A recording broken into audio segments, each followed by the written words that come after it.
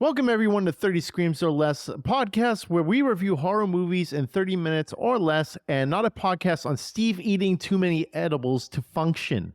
Because we were supposed to record last night, I unfortunately, or fortunately, had more edibles than I'm used to, and I was an absolute mess. I Yeah, basically was just melting in my couch, and so Corey's now I laughing have at me. yeah, I'm laughing at you, and now instead of us doing it yesterday, I have to do it today and miss part of the fucking Bruins and Celtics game Just DVR because it, because TiVo. you're not an adult. I'm an adult. I can take my eddies. Oh God, dude, you should have seen me. I was on the verge of throwing up. I was having the spins big time. I'm You like, were texting pretty well. I know. I don't know how I managed to pull that up, but dude, I was trying to make macaroni and cheese and fish sticks, and nope, that was a struggle. Let me tell you. It's just what you were craving while you were stoned off your ass. I just wanted some kid food, basically. I don't see a problem. It's fine. Yeah, it's okay. Good. All right, everyone. So, yeah, we're the podcast where we review horror movies in less than 30 minutes or less. On today's episode, we're actually going to review Cocaine Bear. And this movie, great title. We're going to go into all of it, but it's directed by Elizabeth Banks, written by Jimmy Warden. And the plot basically is an oddball group of cops, criminals, tourists, and teens converge on a Georgia forest where a huge black bear goes on a murderous rampage after unintentionally ingesting cocaine. Corey, I think we should just get right into it. 30 Screams or Less starts now. Corey, what did you think of Cocaine Bear? Dude, I thought this was a super fun movie. I was completely not expecting it to be what it was. In fact, I watched this movie a few weeks ago and I thought it would be good to review, but I was like, this isn't a horror movie. Nobody's going to want to hear this. But the more I thought about it, and now that you've seen it, it is fucking gory and bloody and funny. So it's like a little mix of everything. I think horror fans would love it if they haven't seen it. It got a ton of publicity too. Oh, yeah, it got a ton of publicity, and I think probably because of the name Cocaine Bear. It was one hell of a selling point. Anyone that has seen the name Cocaine Bear, they're just like, I have to see that movie because it's too ridiculously named. So they wanted to just go in and see it. I know I was like, okay, Cocaine Bear, I got to see what this is about. And I had an idea, obviously based on the trailer, but I didn't know what the hell I was really getting myself into. I agree. It's a fun movie.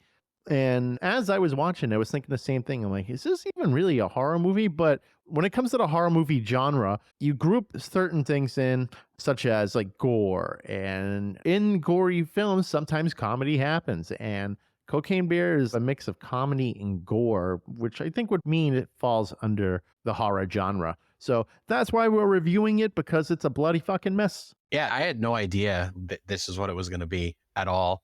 And the way that the movie opened with that dude in the helicopter, just what happened? He was like chucking bricks of cocaine out the plane and then he hit his head or something and then fell out. Yeah, he was just tossing bags and bags of cocaine out of an airplane, probably to make it over state lines or probably just drop it off and then bring it to a new distributor. I don't know. I'm no cocaine flying expert. But basically, yes, he was throwing these bags of cocaine out, and then he was getting ripped up as he's doing it. And as he's about to jump in parachute, he friggin' whacks his head on the side of the plane and then naturally falls to his death. And in the process, the cocaine is raining from the sky in bags. So didn't know until after I watched this that Rita Repulsa directed it. Rita Repulsa from Mighty Morphin Power Rangers movie? Yeah. Oh my God. I actually... Did you know that? I did know that. I know Elizabeth Banks, who is also in the original Super Mario Brothers movie. Oh, okay. Yeah, she played... Was she Peach? Yeah, she was Peach. The one with Peach. Leguizamo? Yeah, exactly. Oh. Yeah, the one with Leguizamo, which is... I don't know. It's a weird one. I'm sure if you went back to it and watched it, you'd get all sorts of nostalgia feels, but then realize it's not that great. No, it was hot shit. Oh, I want to see the new one. I haven't seen it yet. The animated one that just came out. Oh, yeah. Dude, I watched Evil Dead Rise today in theaters, and I was literally thinking, maybe I should just slide next door and watch the Super Mario Brothers movie. Why not? Instead of Evil Dead? Oh, no, after. Okay, I'm just making sure. Dude, come on. I'm not that ridiculous. I'm a pretty ridiculous one, especially when I'm like friggin' on a shit ton of Eddies. I'm a ridiculous one, but I'm not that ridiculous. I like that you call them Eddies. Like you have all these weird nicknames for drugs. Like you call weed Jabapo. I fucking love it. And actually, last weekend when I was in Mohegan Sun, I'm trying to find the lineage of Japapo and where that word came from. And I thought that my friend Chris, the bachelor of that party, Corey, you know him, I thought he came up with it. And he's like, no, your brother came up with it. And I'm like, I don't think you came up with it either. And he's like, I don't think I did either. I think I got it from someone else. And then we figured, okay, it's this kid who potentially said it just fucked up and he couldn't pronounce things. So he said Jabapo. And I think that Instead of weed? instead of weed. Yeah, they're close. Why not? Yeah, close enough. He's like, whoa, just like that. And then obviously it got fine tweaked. And you're just like, I kind of like the Jabapo. And why don't we take that and turn it into Jabapo? Jabapo. I like it. Dude, everybody that listened to that episode where you talked about Jabapo, they would tell me how fucking much they were cracking up when they heard you say that. It's fucking funny. I mean, you're going to go like anywhere now and you'll use that as a word. And if maybe the masses will one day take on the word Jabapo, but for those who know, go and be like, hey, why don't we step outside for Jabapo? Some Jabapo, some Eddies, some cocaina. Cocaina. We're dedicating a whole 15 minutes of this movie review podcast to drugs.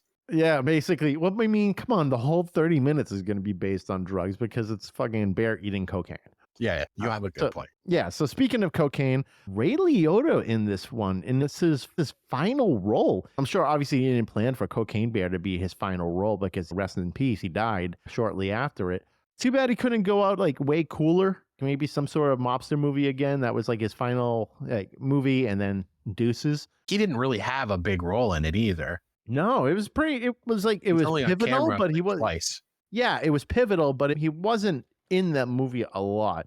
Ice Cube's kid was in that like nearly the whole entire time. He's fucking hilarious. Oh, he's great. Yeah, he's a good actor. Funny as hell. I don't think he uses Ice Cube's real name, does he? No, he's O'Shea Jackson. Yeah, exactly. You're talking about Ice Cube's real name? Yeah, Ice Cube's real name is it Jackson? It's O'Shea Jackson. Oh, because he's junior? Yeah, O'Shea is senior. Or It Was a Good Day, Ice Cube is senior. Okay. NWA, that guy. Yes, O'Shea Jackson. Fuck the police guy. Yeah, I actually saw him live once. Where? For Family Values Tour. He was the... right. This was 1998. So you got to see him do All in the Family with, was it Korn or Limp Bizkit? No, it was Korn. Korn is All in the Family with Limp Bizkit. But yes, I did see that. I saw that happen. And then Fuck Dying. I saw that one as well. It's the song that Ice Cube did with Korn. Fuck Dying. Fuck Dying. Okay. Yep. So I got to see both those happen. That's probably never going to happen again, is it? I don't know. He might need money someday. Maybe he goes on stage with Korn and is like, you know what? Let's do this random song I did fucking 20 years ago. Well, that's why he's got his kid making movies now, so he can fucking get paychecks from his kid for all those years he was a dad. Yeah, exactly. Retribution. Yeah. You know, hey, you're my kid now, and now I need your money. Give me all your Cocaine Bear money, bitch. Oh, dude, he's in fucking Star Wars too. Oh, yeah, that's right. And he was in the NWA movie that actually put him on the map. That's right, because he played his dad. Yeah, and it makes sense. Looks like his dad, and he's the only one that could probably play him best. Yeah, for sure. He's great in that. In this, he was funny as hell. He also looked like he packed on a couple pounds. I don't know if it was for this role entirely, or maybe he had a little bit of cocaine himself, but he's eating it. Cocaine does the reverse, Steve. Like, it makes you skinny. Oh, does it? Yeah. Fuck. Well, I need to lose a few pounds. So maybe I need to. Yeah. Oh yeah. I gotta go on IMDb and Reddit and make sure I get my information right on cocaine. Just Google what is the cocaine diet, and I have to do that in a Tor browser, right? No, just do it on your public one. Cocaine diet. Cocaine. I can barely type with my fucking arm still in this stupid thing. Cocaine diet. Let's see what's on Google. DEA warns students who use cocaine to lose weight. No shit. Okay, you're not wrong. This is actually an effective way to lose weight. So that bear was losing weight and fucking feeling great. Yep. Who does that? Just don't eat so much. Fucking eating cocaine to lose weight. What is up with kids? Good Lord. I think the bear did a bunch of cocaine because it was really fat and it wanted to lose weight. I would think so. I would think this bear is like, I've been eating too much salmon. I think it's really time I just kind of lose some weight. Too much salmon, too much Leonardo DiCaprio. Too much Leonardo DiCaprio. And so when the cocaine comes in the sky, she's like, oh, this is great. I get to lose weight now. She's probably fucking seeing Richard Simmons on her coke binge and everything. I think back to the characters, Devine and Henry were the best characters in this whole movie. When Henry and what's-her-face just decided to snort a bag of cocaine, I was dying. This kid, for listeners out there, these kids are like 7 years old snorting cocaine that they found in the woods. Yes, correction though. They didn't snort it. They ate it. Oh, right. They ate it. Completely ingested. They took like this knife and the girl's like, how much should I use? And the kid goes, I don't know, a tablespoon. And I don't know if anyone knows. Like, I've never done cocaine, but I've seen it. And I feel like a teaspoon of cocaine is going to really do a number on you. Yeah, no, they were having a grand old time. The girl, Dee Dee, didn't do it though, right? It was just Henry. Oh no, she tried it and then spit it out like the friggin' cinnamon challenge. Oh right, yeah, the cocaine challenge. Yeah, the cocaine challenge. Now, it's gonna be the next TikTok thing. People eating cocaine and seeing if they can keep it in their mouths, and then all of a sudden we got a bunch of people fucking losing weight. It's one way to do it. We have a whole fucking skinny society happening here. What is going on in this college campus? Everyone's on cocaine. Everyone's eating cocaine. I don't know. I really don't know. I don't. Yeah, not for me. Not for me. Never for me either. I'm all said. I don't want to be like fucking going crazy, because that's what it does. Cocaine makes you fucking amped up, bro, and you're just fucking all over the place and just want to like lose weight and fucking go crazy. Yeah, I told you these are like fucking healthy diet. Cocaine. Solid diet. You know it works. Solid. Hey, solid. You know, yep. I bet you anything back in the early days where they were saying that heroin was good for you and cocaine was actually in coke. I bet you if they said, you know what, we have this diet now, and if you do the cocaine, you eat it, lose 15 pounds. You know, probably that shit. It's fucking. I know that they say this movie is based on a true story, but is it actually, or is it satire? It feels like satire to me because the whole premise is so unbelievably absurd that it reeks of onion. But I guess it is based on a true story. I thought I read they were making like Cocaine Whale or something like that next. Please do. Why don't we make a cocaine tornado while we're at it? Cocaine shark? Cocaine shark tornado. Oh, crossover event. Oh man, I just Googled it and it says, first thing that pops up, over 200 pounds of cocaine found inside of a beached whale. Oh no, here we go. Here we go. Mexican authorities believe an international drug smuggling operation is using whales to transit drugs from the U.S. to the Mexico border. The fucking shit writes itself.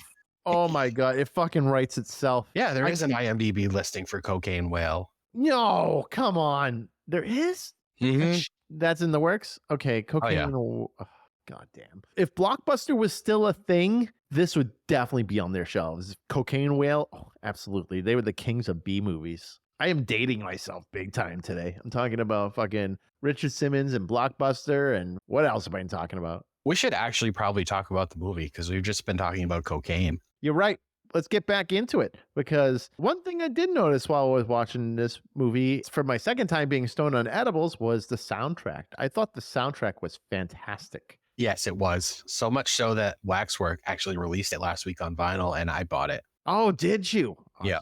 Fuck, man. I want to check that out when you have a chance. Yeah. No, I'll just come over. I won't have it till fucking August. But... Oh, that's right. They're not bad about releasing vinyl, but I hear vinyl pressing times are just fucking months and months down the road. So the artwork is awesome because when you open it up, the gatefold is that scene where the bear's jumping into the back of the ambulance. Oh, that's sick. Yeah. Yeah. Which was a great part, by the way. They're in the ranger house, whatever you want to call it, that ranger office. And the bear tries to come in, and the park ranger, she's holding out her gun, expecting to shoot the bear. And one of the fucking hooligans, the hoodlums, roaming the forest and robbing people with their knife, she shoots one of the kids in the head by accident. His head just blows in half. And the bear's just sitting there, just getting a blood facial. So there is a dead kid. We said there were no dead kids. I mean, they were like teens. There were teens in fucking Winnie the Pooh, and there were a lot of them. We called them kids. I guess we can call them kids. If they're under the age of 18, they're still technically kids. So, okay. So we had a couple dead kids in this movie. Edit. Edit.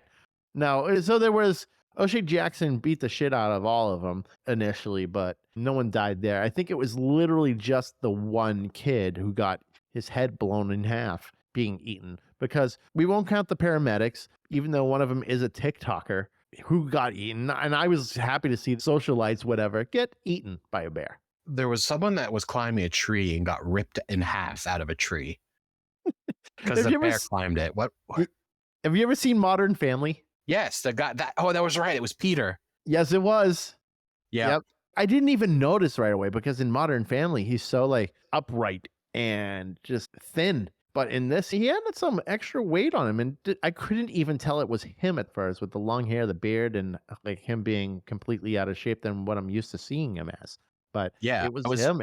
I was watching it with Joanne, and she recognized him right away. Yeah, it took me a second. I was like, that voice sounds familiar. And then I was like, oh shit, it's him. That death, by the way, is fucking fantastic. The hanging upside down and his legs are just getting eaten. At that point, you're like, okay, you're fucked, completely fucked. And then naturally, his body falls. If he didn't die by his leg getting eaten, he broke his neck, clearly. That was probably my favorite kill or death. Actually, you know what? I take it back. The ambulance with the paramedic getting dragged on the pavement. Oh, with yeah, that was close up was kind of terrible. Yeah, the whole scene was just gnarly because you have the bear jumping in, attacking. Well, actually, first, you have the park ranger who's in a gurney and they hit a bump and she goes flying and her face hits the ground and starts skidding. I thought that was sick. The bear jumps in, attacks the TikToker, and he's getting all sorts of mauled. His fucking hand is falling off. And then they hit a tree and the other paramedic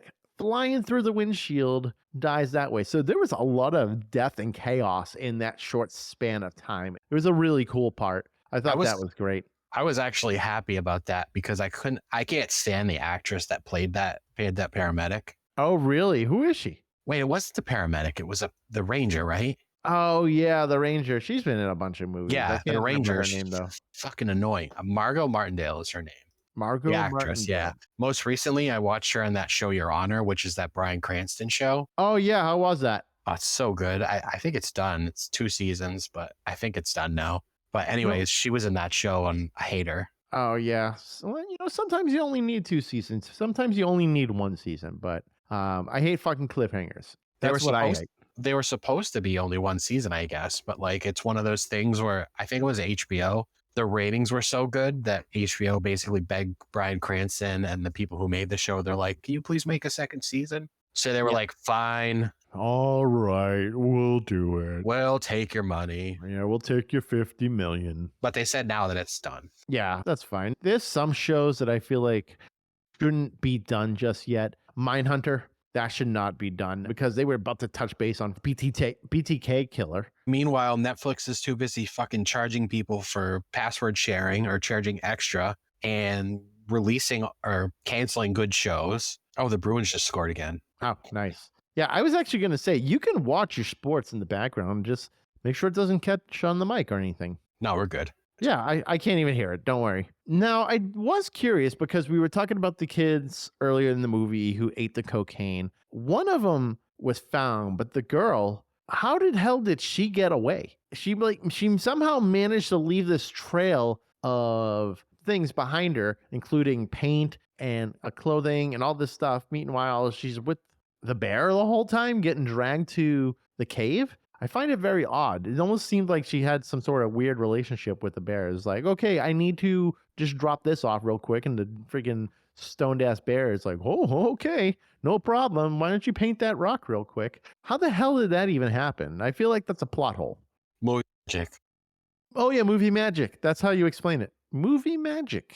Yeah, plot holes are basically just movie magic. Use your imagination. And that's how, the girl's able to get from point A to point B to point C the whole time while being, again, I'm assuming, taken by a bear. Mm-hmm.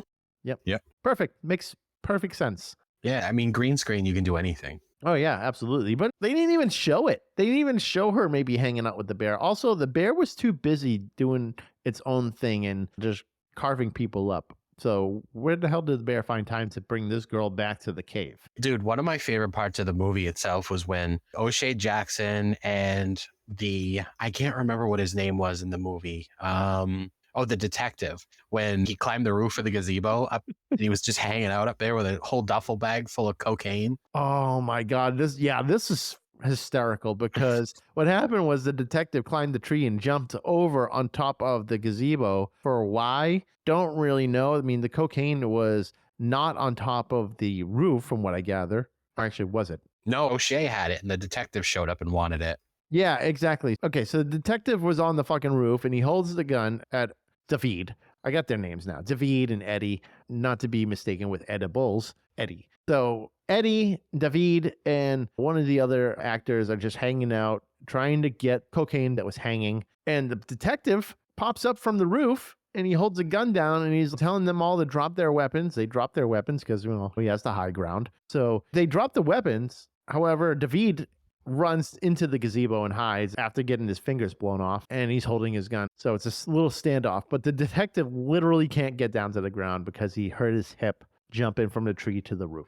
And now he's stuck on the roof of a gazebo with a bag of cocaine, a whole duffel bag full. And they're just going back and forth, and all of a sudden the bear rolls up, and Eddie's in the middle between David and one of the bastard teens, and the bear falls on Eddie and falls asleep. So Eddie's trapped underneath the cocaine bear while everyone it's just a hodgepodge of, okay, well, what are we going to do? Should we maybe check it out real quick? And the detective's like, yeah, go ahead, but don't shoot me.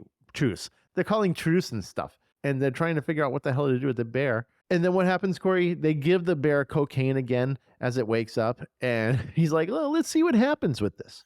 And try to put it back to sleep so they can get away. Yeah, exactly. But nope.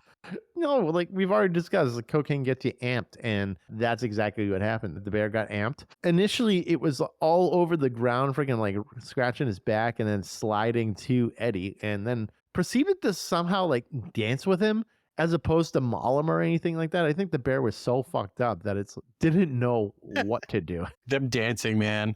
I just had that visual. That's fucking hilarious. It was so upsetting. He's just like, what do I do?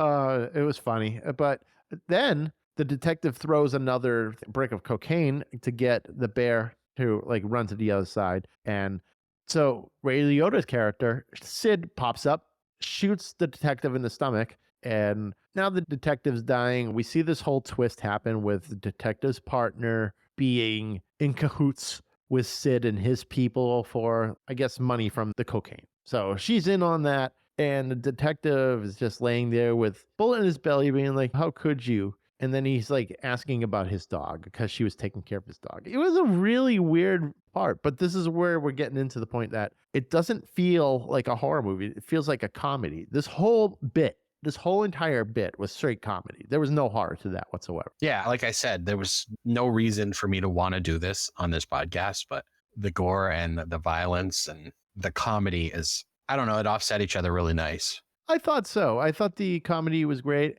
I mean, there's plenty of horror movies where they're implementing comedy into it. Yeah, like Evil Dead. Exactly. Evil Dead is chocked full of it. Chocked full. And I think that's one of the originators of the horror comedy type genre because absolutely. Yeah, I would say they're the originators. They're the ones that coined the whole thing. And a lot of movies now, they use comedy as a way to lighten the mood, and I'm assuming right before they drop some chaos to give you that yin and yang type effect. To understand true chaos, you have to know, like, I don't know, maybe peacefulness or some shit. I don't know. I'm being philosophical right now. I did take an edible, but not too many.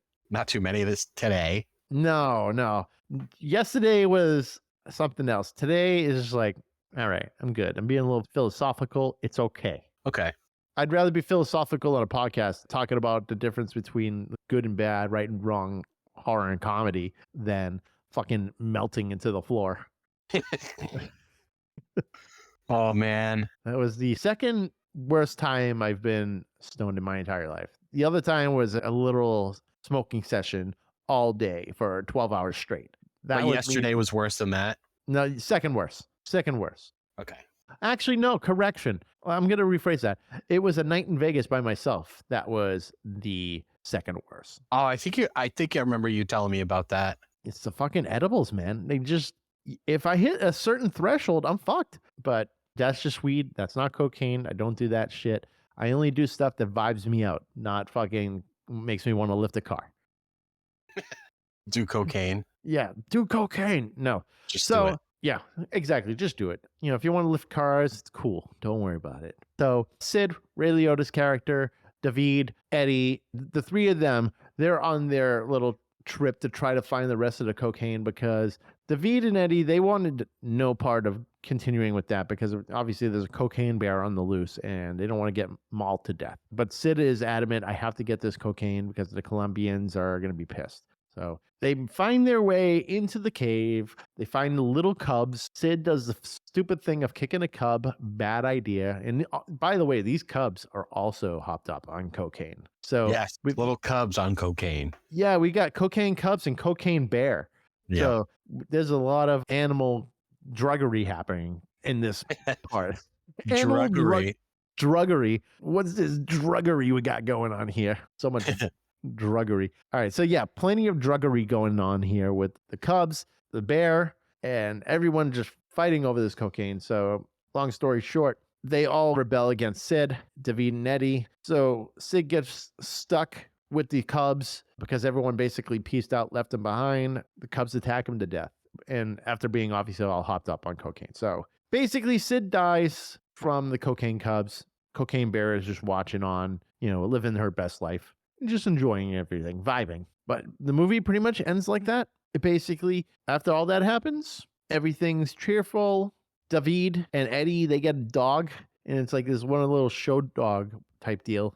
And that's the end of the movie. Back to the cubs. The cubs were so awesome. I love them. They were adorable. And when Sid kicked them, I was a little pissed about it. I was about to hit the stop button. I was so mad. Yep. And I was like, dude, they're fucking babies. Don't stomp on them.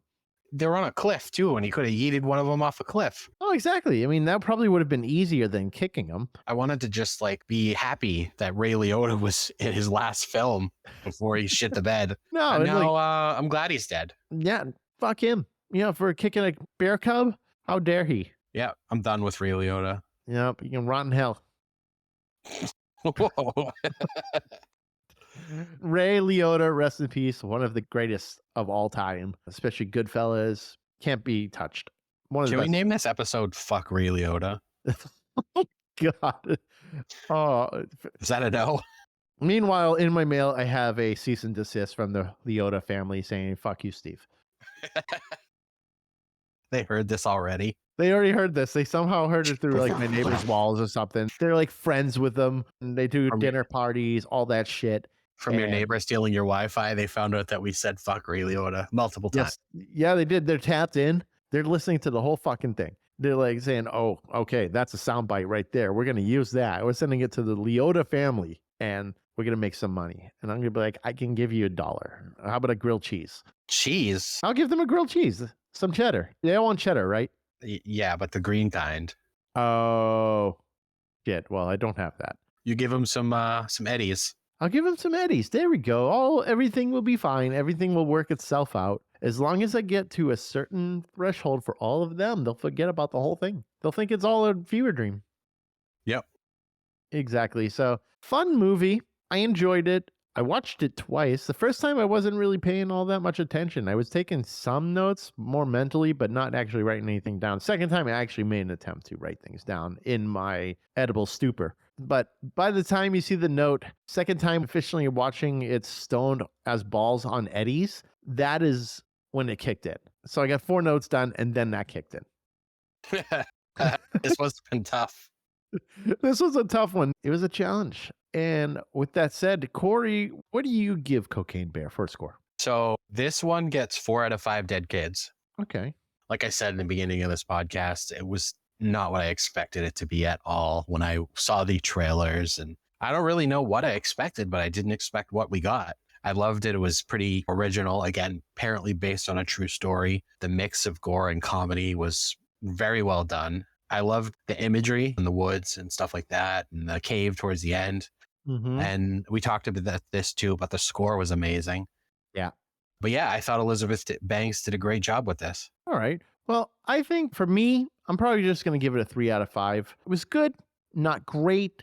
There was some plot holes. It was a silly movie, lots of gore, solid cast. And I think great movie to have on and in the background. If you're not paying attention to too much stuff, you don't need to pay attention to too much stuff. You can watch it. This movie, I can assure you, is awesome on edibles as well as maybe smoking a little jabapo. So if you plan on doing that, throw on Cocaine Bear, you'll get a good laugh out of it. But for me, all it really had going for it was some laughs and maybe the name. Other than that, it was like okay. Like it was entertaining nonetheless. Just okay. Just okay. All Not right. good, not bad, not You're great. you're allowed to have an opinion that's wrong. It's fine. Fuck you. No, Just it's okay. I'll give it because of the score a 3.5. what if I told you that's what you already gave it? No, I did a 3 out of 5. Now it's a 3.5 out of 5. So you gave an extra half a point. Yep, half a point. Wow, that's generous. I know. I'm a generous man. All right. Yep, but no Eddies. Those are mine. All right. So everyone, with that in mind, be sure to like, follow, and subscribe on Facebook, Twitter, Instagram, and YouTube, especially YouTube. We're trying to post more video content on there, so you can actually listen to previous episodes on there as well. Leave us a 5-star review and whatnot on all podcast platforms so we can get some more exposure, and naturally, be sure to tell your friends. We're also a part of the Shining Wizards Network. Visit shiningwizardsnetwork.com. They got a whole slew of awesome podcasts that you can just check out. Visit 30screamsorless.com for all previous episodes and transcripts to go with those episodes as well. It will all be just one convenient place. And if there's anything you want us to review, send an email to 30screamsorless@gmail.com or hit us up on social media and be sure to use the hashtag 30screamsorless. But with that said, I'm Steve. I'm Corey. And thanks for listening to 30 Screams or Less.